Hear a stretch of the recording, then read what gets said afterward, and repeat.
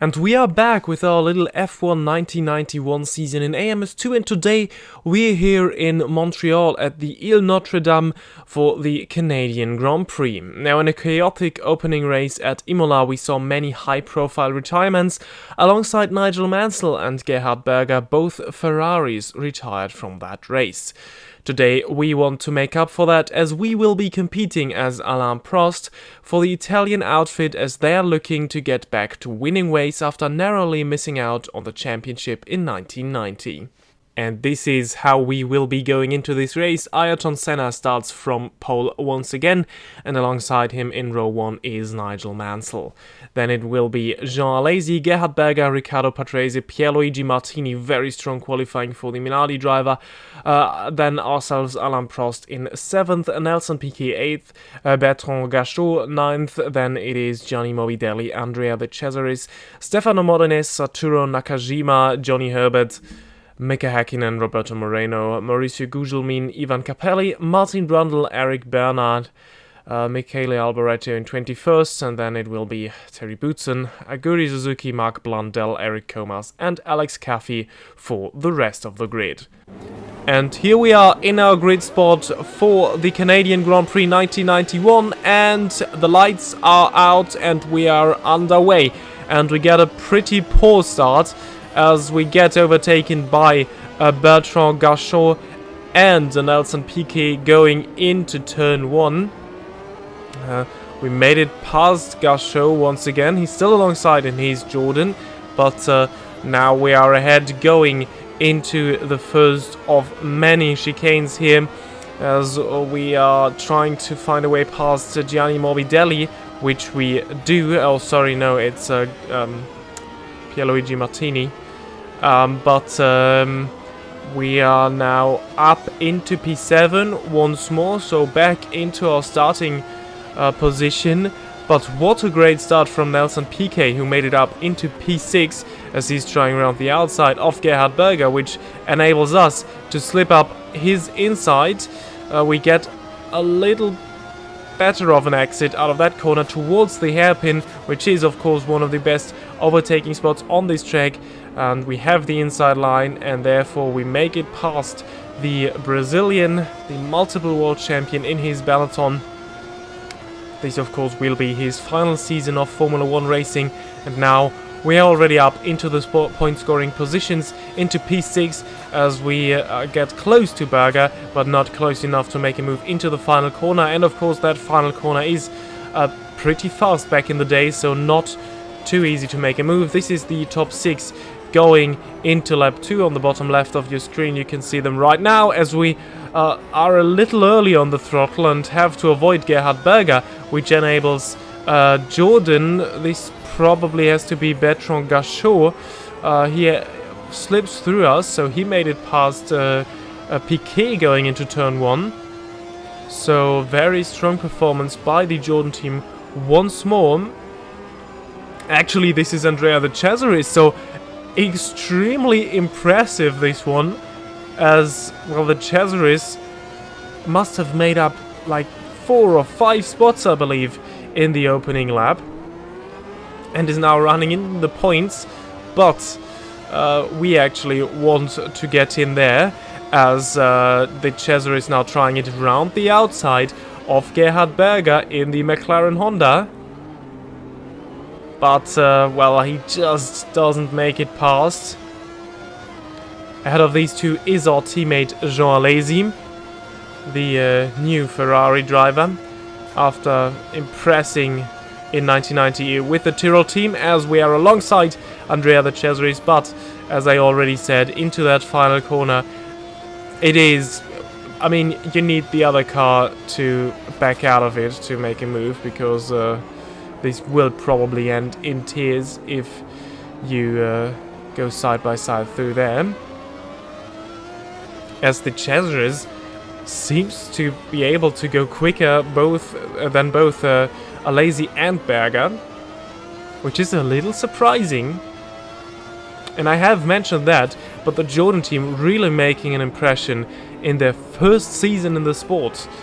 I mean, this is not usually the case, that new teams are entering and instantly fighting for points. It's not today, and it's most certainly was not back then. As, well, I think all of the 3 cars now behind Jean Alesi are able to go quicker than the Frenchman.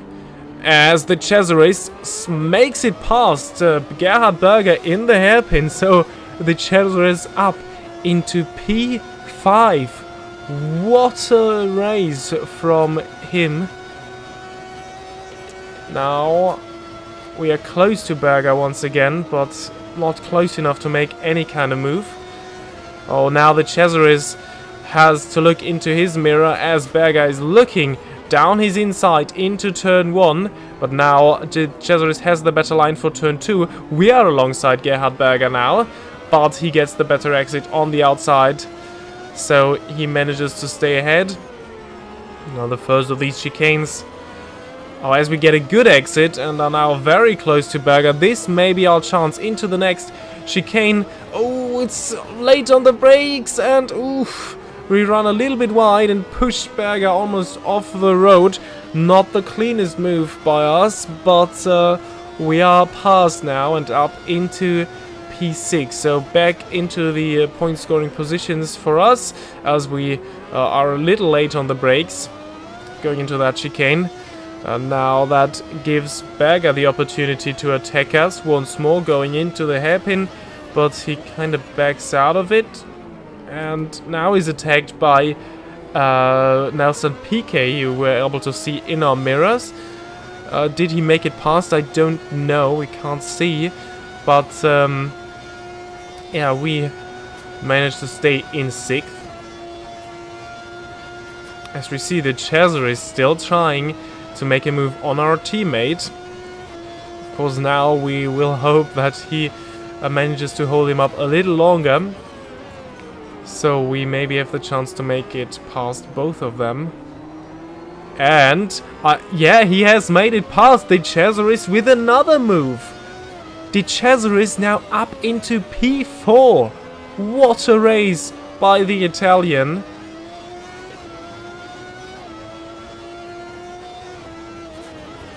But now he still has to worry about Alesi behind him.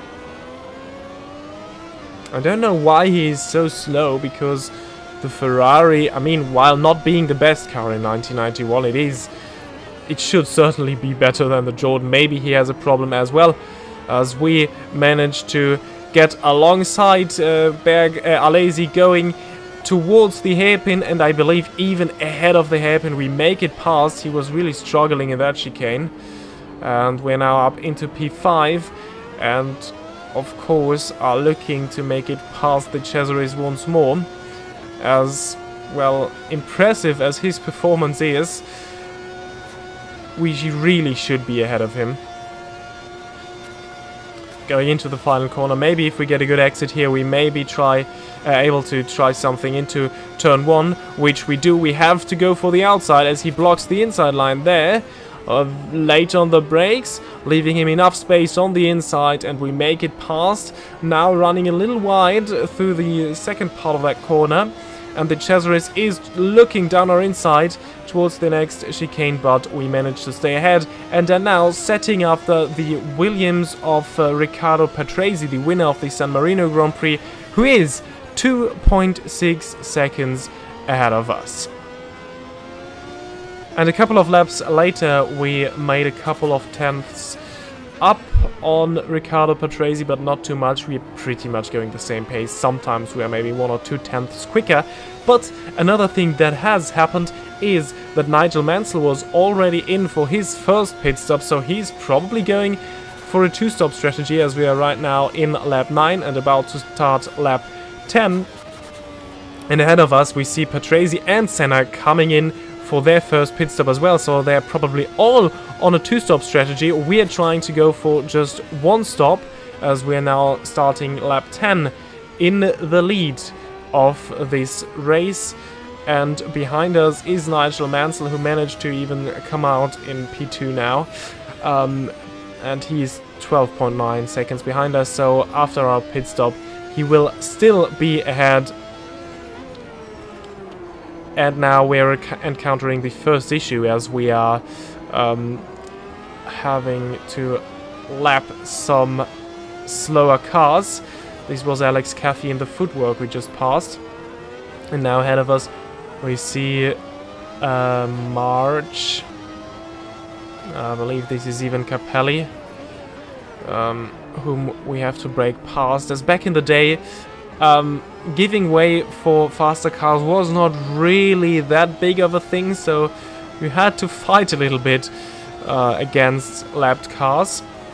Oh, as this gets really dangerous, as both of them move towards the left there, we now made it past, but this was a little bit of a hard stopper for us.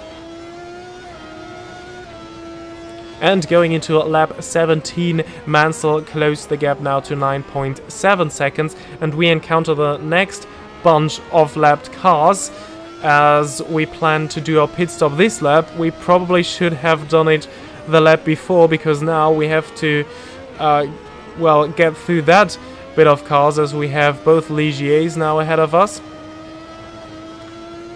which, well, they are really slow. The once so great team from France. This year they are really struggling with their Lamborghini engines. As we made it past the first one of those, and here is the next one, and they are really slow, and they are not really giving up their position. So towards the hairpin now, we are losing a couple of seconds alone in this lap here. Ahead of us is now Roberto Moreno, but I think we should have to lap him in this lap, as we, as I said, will come in now. But I'm really wondering what Moreno is doing that far down the grid, so there must have been an issue for the Benetton driver, as we now come in for our hopefully one and only pit stop, opposed to the other three we are battling, which are all probably on a two-stop strategy. I don't think they will make it to the end with their tires, as we already realized that we are now really struggling with grip. And, well, we did 17 laps on those, and they have to do 25 laps on their tires right now. I don't believe that works. As we come out of the pit lane, and we are behind both Senna and Patrese, so without that one lap we might even have had the chance to get past Patrese in the pits, but, well, now we have to do it on track.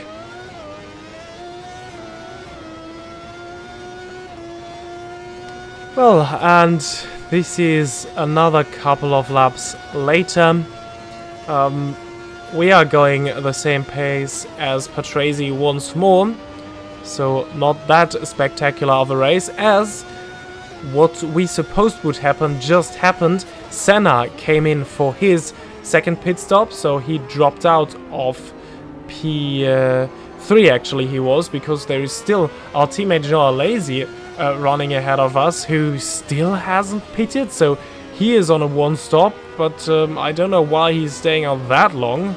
That shouldn't really be necessary, as there is the Ligier once more that just held up Riccardo Patrese, which gives us maybe now the chance to make a move on him. Patrese still struggling with the Tyrrell. Now he will probably be able to make it past, but we get a better exit out of that chicane. And now we are very close, and a daring move down the inside, surprising Patrese, who was just busy with that Ligier, of course. And we make it up into P3 now, which will shortly be P2, as Jean Alesi can't really be that quick. And we instantly realized that going into the chicane, look how much he is struggling on grip, as we made it past our teammate and are now up into P2 and chasing after Mansell, but Mansell really has a huge gap ahead of us.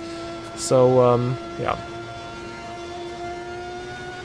And there we are, coming over the line for another time, and what we just saw is that Nigel Mansell also has now done his second pit stop, and he came out just behind us. We were able to see it in our mirrors there, and this is now very interesting, how quick is he on his fresh tires? We're now really leading this race. We won't do another stop. So how quick is he able to go now? In the last stints, we were able to go kind of the same pace as Mansell did, but right now I feel like he has just a lot more grip than we do. He is behind us there, as we almost run a little wide going through that chicane, and there he is. You can see him in our mirrors. Will he be able to try something maybe after that straight here? No, he is even getting a wheel alongside us going into the hairpin, and he made it past.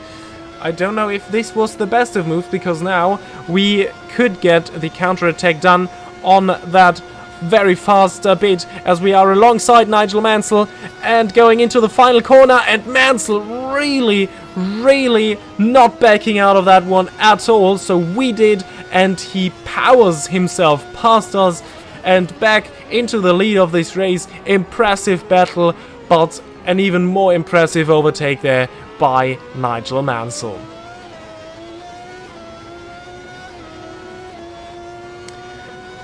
And 3 or 4 laps later, we were able to realize that we are able to keep up with Red 5 ahead of us, who is now under a second ahead of us, so we closed that gap a little bit. We are not a lot quicker, but I think maybe if he does one mistake or something like that, we are able to slip past, and now we are a lot more confident in our car and that we are able to keep him behind us as well if we'd like to. Then we should be able to compete for the race win if our tires go the distance, but I don't fear that this will be any issue, as the first stint we were able to complete without any problem. Now going towards the hairpin once more. Ahead of us there is a lapped car. I don't see which one it is. It is a Lotus or a Brabham, I believe.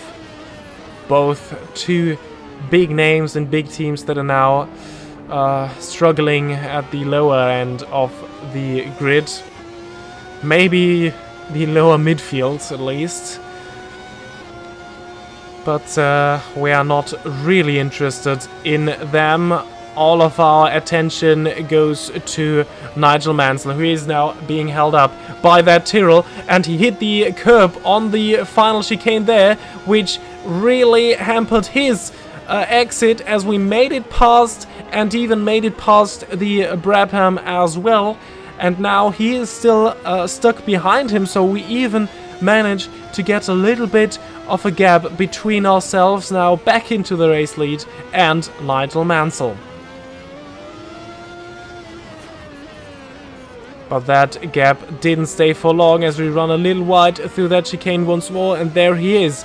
Nigel Mansell trying round the outside now towards the hairpin. He backs out of it and looks down the inside now. Actually, he backs out completely out of that move and stays behind us. And now the bit here, which is pretty good for us, as we get a good exit out of the hairpin. So again, there is a little gap between ourselves and Mansell, so he won't be able to attack us going into that corner here, but he gets the better run through there and is now able to attack us on the pit straight. We force him to go round the outside, late on the brakes towards the first corner, and we stay ahead of Nigel Mansell. And there is other lapped traffic ahead. This could be good for us, or this could be bad, just depending on how quick we're able to get past there, as well there is debris on the track. This is the Tyrrell of Satoru Nakajima. We managed to get by pretty quickly, as Nakajima still is ahead of Mansell, so he is losing time once more behind lapped cars. And now Gianni Morbidelli in the Minardi is another car that is ahead of us, and we should be able to make it past him pretty easily, as he lets us through going into that chicane. And Mansell is still losing time. He now made it past Nakajima, but he still has to get by Gianni Morbidelli, who won't be letting him by as easily, as he is battling Satoru Nakajima for position, so he won't step on the brakes on the straight, as this might cost him a position. And now the gap is up to 3.3 seconds once more, once Mansell passed these lapped cars. Well, and the gap remained pretty much there. We never looked back from the last scene that I've shown you, and are coming around the final corner to win the Canadian Grand Prix 1991. Ferrari is back on top after a very disappointing race in their home country in Imola. And here are the final results of today's race. Alain Prost wins 2.9 seconds ahead of Nigel Mansell, then a big gap to Senna, who only finishes third. Then our teammate Alain, his strategy worked pretty well, also as he finished in fourth. Gerhard Berger then fifth, and the other Williams, Riccardo Patrese, finishing over 1 minute behind us in sixth. For the Drivers' Championship, this is pretty interesting, as the top three are pretty close to each other. Patrese leads with 11 points ahead of Prost and Senna, and then we have Mansell, Piquet, the Cesaris, Alesi, Pierluigi Martini, Gerhard Berger, and Roberto Moreno. 10 drivers that have already scored points. Nakajima and Gasho both finished 7th once, so they are in 11th and 12th. As for the Constructors' Championship, Williams keep their lead and are now 4 points ahead of Ferrari, who instantly enter this table in second. McLaren third, then we have Benetton, Jordan and Minardi, and these are all teams that have scored points in the opening two races. And that has been it for the Canadian Grand Prix. Don't forget to subscribe if you don't want to miss anything on that channel. The next race in this season will be the British Grand Prix at Silverstone. Leave a like, of course, if you enjoyed the video. Subscribe, I've already said that, if you don't want to miss anything. And, well, that has been it from me, and I hope to see you all the next time. Bye bye.